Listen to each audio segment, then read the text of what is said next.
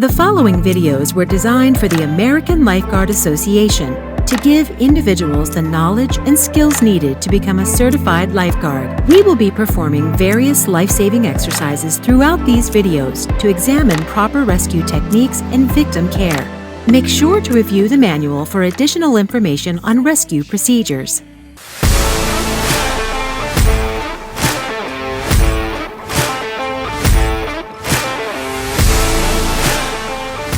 In this situation, the victim will not have a pulse and will not be breathing. Their hearts will not be cycling blood throughout their body, and their lungs will not be giving them adequate amounts of oxygen. Because of this, we have to compress on their chest to act as if we were their heart, and give them breaths to act as if we were their lungs. For the adult, child and infant, we give them a combination of 30 chest compressions and 2 breaths.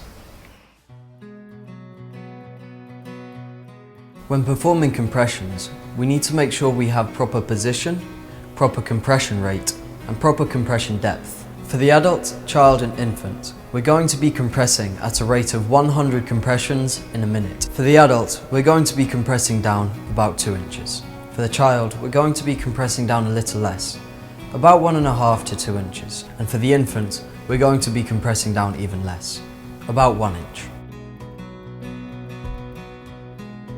To achieve proper compression position for adult or child, place the palm of your hand in the center of the victim's chest and grasp it with your other hand. Have your knuckles off the victim's chest, elbows locked with your chest over the top of their chest. Compressing down about 2 inches, remembering to do 30 compressions, just like this. 1, 2, 3, 4, 5, 6.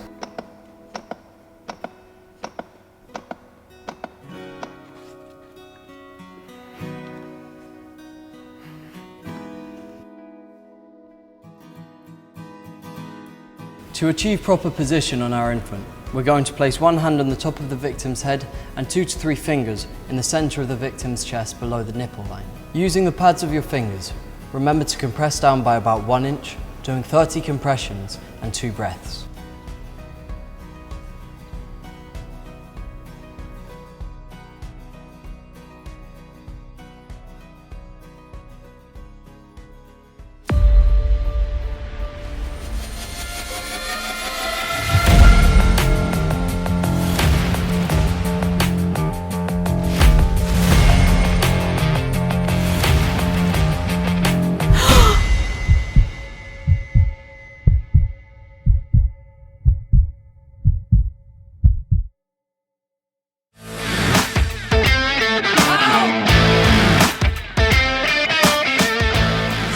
When 2 rescuers are available, it's often good to perform what is known as 2-man CPR. This will help alleviate possible exhaustion as well as helping memory recall.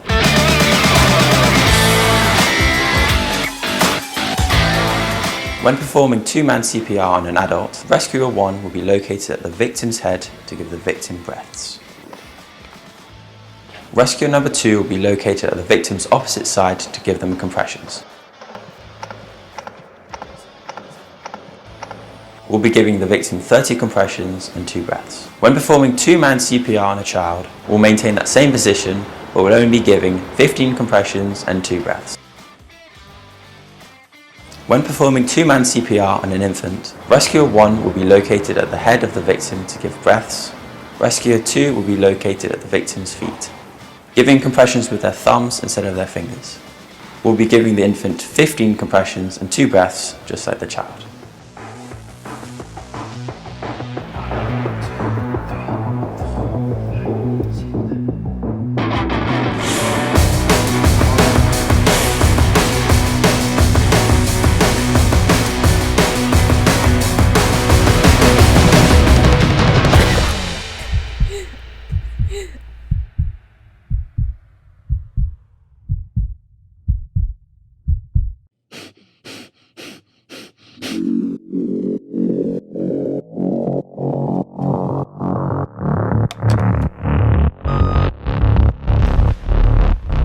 No shock advised.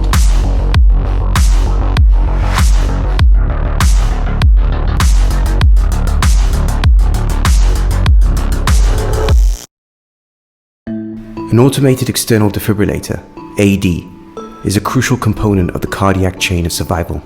Familiarize yourself with the standard precautions for its proper use. 1. Unpack the AED and power it on. 2. Clear the victim's chest of any obstructions that could hinder the AED pad attachment, such as clothing, water, or chest hair. 3. Attach the AED pad to the victim's chest without plugging them in yet. For adults and children, place the first pad on the upper right side and the second pad on the lower left side of the chest. 4. Connect the AED pads to the device once they are securely attached to the victim's chest. 5. Make sure you're not in contact with the victim. Verbally declare, "I'm clear, everyone stay clear," to prevent interference during the AED analysis. 6. The AED will analyze the victim's heart rhythm to determine if the shock is necessary. 7. Analyzing. Based on the analysis, the AED will indicate either shock advised or no shock advised. Shock advised. If a shock is advised, ensure everyone is clear and press the shock button. 8. If no shock is advised, No shock advised. perform 5 cycles of CPR before reanalyzing the heart. Remember, prompt use of AED along with CPR can significantly improve the chances of survival during a cardiac emergency.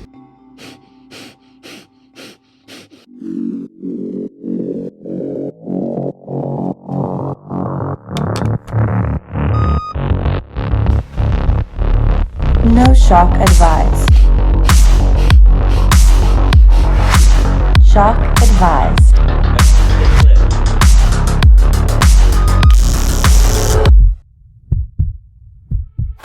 Conscious choking. In a case of a conscious choking victim, always remember to get consent and call 911 assistance if needed. If the victim is able to cough, stay with them and encourage them to keep coughing before doing the following steps. First, approach the victim from the side so that your chest is to their shoulder. Reach across their chest to the other shoulder and lean them forward slightly, right between their shoulder blades. Give them 5 back blows with the palm of your hand. 1, 2, 3, 4, 5. Next, come behind the victim and locate their navel, and make a fist right above it and grab it with your other hand to do 5 upward thrusts. 1, 2, 3, 4, 5. We continue this cycle of 5 back blows and 5 abdominal thrusts until the object is dislodged or the victim becomes unconscious. Conscious choking infant. In the case of a conscious choking infant, we must better secure the head and the neck. To do this, place your one hand and your forehand straight down their chest. Then place them down at a 40-degree angle on your knee. Right between their shoulder blades, we're going to give them 5 back blows with the palm of your hand, making sure not to make contact with the back of their head.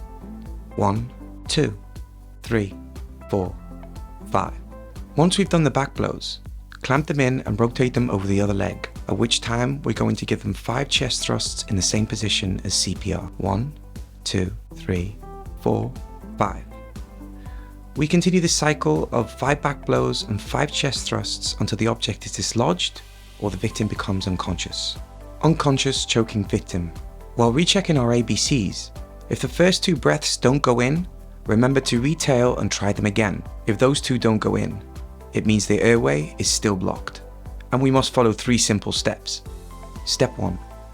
30 compressions in the center of the victim's chest. Step 2.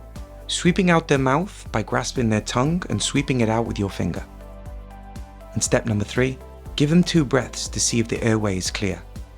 If those 2 breaths don't go in, simply repeat the cycle of 30 compressions, sweeping out the mouth and 2 breaths until the airway is clear. Don't forget, if the breaths don't go in, before continuing, attempt to retilt the head forwards and then back. This can be crucial in overcoming an obstruction due to the tongue falling back. Unconscious choking for infants. We follow the same steps when clearing an object from an unconscious choking infant. 30 compressions on the center of the victim's chest, sweeping out the mouth and delivering 2 breaths. Continuing that cycle of 30 compressions, sweeping out the mouth and 2 breaths until our breaths go in, at which time we'll know the airway is clear. In this situation, the victim will have a pulse but will not be breathing. Blood is being cycled throughout their body, but they're not getting adequate amounts of oxygen. Because of this, we have to give them breaths. For an adult, we give them 1 breath every 5 seconds. For the child and infant, we give them 1 breath every 3 seconds since their lungs are smaller. We continue this for a total of 2 minutes. At which time we'll recheck our ABCs to see if they still have a pulse and see if they are possibly breathing. Remember, each breath should last about 1 second. Don't empty out your lungs. Give it a normal breath for an adult, less for a child, and just a puff for an infant. If you breathe too much or too frequently, it may cause the victim to vomit. If this happens, simply tilt them to one side and sweep their mouth and continue with your breaths. When 2 rescuers are available, rescuer number 1 will be positioned at the victim's head, securing the mask. Rescue number 2 will be positioned at the victim's side, squeezing the bag to deliver the breaths.